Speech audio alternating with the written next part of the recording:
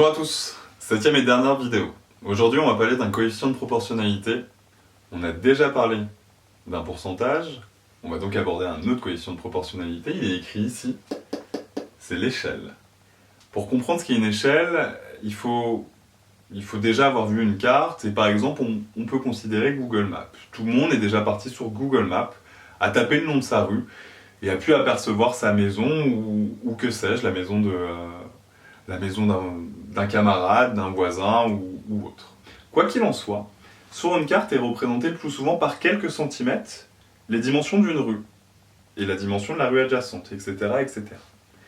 En réalité, ce qu'il faut comprendre, c'est que la dimension d'une rue, quand elle est représentée par quelques centimètres, la vraie dimension d'une rue est évidemment éminemment plus grande.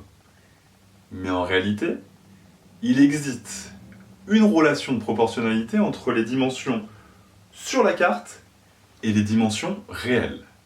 Ce qui relie ces deux grandeurs, c'est un coefficient de proportionnalité, et vous l'avez deviné, ce coefficient de proportionnalité, c'est l'échelle qui fait le lien entre les dimensions réelles d'une rue, ou les dimensions réelles, et la dimension telle qu'ils sont représentés sur une carte.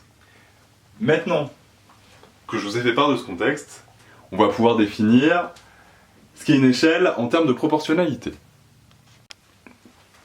Donc après avoir rappelé que les dimensions sur un plan ou une carte sont proportionnelles aux dimensions réelles, on peut essayer de comprendre et de définir ce qu'est une échelle.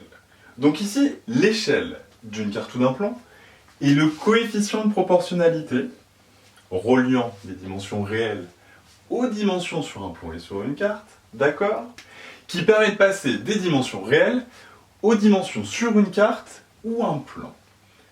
Ici, c'est une convention, l'échelle s'exprime sous forme fractionnaire avec, généralement, un numérateur égal à 1. Donc je vous ai donné un exemple rapide pour essayer de comprendre et d'illustrer cette définition. Donc dire qu'une carte est à l'échelle 1/25 millième signifie qu'une distance de 1 cm mesurée sur la carte correspond à une distance de 25 000 cm. Dans un mètre, il y a 100 cm, donc ces 25 000 cm correspondent en réalité à 250 mètres dans la réalité. Vous avez une rue qui mesure 250 mètres. Pour la représenter sur une carte, si l'échelle est de 1/25 millième, il vous suffira de tracer un segment de 1 cm. Donc maintenant qu'on a défini une échelle, on va voir comment calculer une échelle. Alors comment calculer une échelle? Mais là, d'accord? Écoute ce que je te dis. Parce que t'as pas écouté ce que je t'ai dit. Prenons un exemple.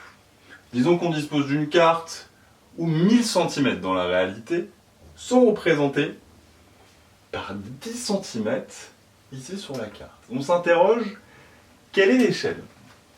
Donc tout d'abord, il s'agit de rappeler ici que les dimensions d'une carte et les dimensions réelles sont proportionnelles. Proportionnalité étant constatée, on fait un tableau de proportionnalité. Donc le voici. Ici, on a deux grandeurs, les dimensions réelles et les dimensions représentées, des hypothèses qu'on est parti chercher dans l'exemple, où 1000 cm correspondent à 10 cm sur la carte. Et ici, l'échelle, ce n'est que le coefficient de proportionnalité permettant de passer des dimensions réelles aux dimensions représentées. En l'occurrence, et en rappelant la définition d'un quotient, on s'aperçoit en fait que l'échelle ici est égale à 10 millièmes, qui peut être simplifié en tout cas en divisant par 10 en haut et en bas, et on s'aperçoit que l'échelle est ici égale à 1 centième. Autrement dit, 1 cm sur la carte représente 100 cm en réalité. C'est pourquoi 10 cm correspondent à 1000 cm. Donc voilà comment on calcule une échelle.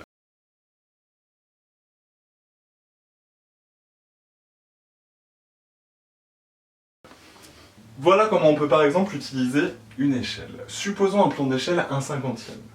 Ici, une voiture est représentée et mesure 7 cm. On s'interroge sur la dimension réelle de la voiture. C'est toujours les mêmes types d'exos, en l'occurrence, un coefficient de proportionnalité, une grandeur, quelle est la grandeur manquante? Le chemin pour résoudre un tel problème est toujours le même.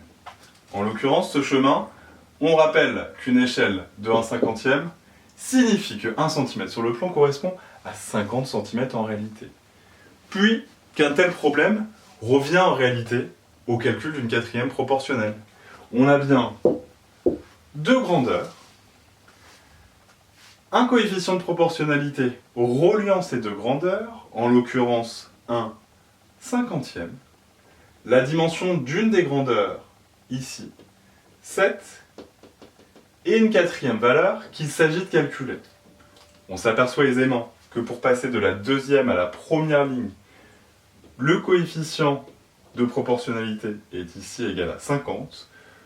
On l'applique au 7 pour obtenir 350.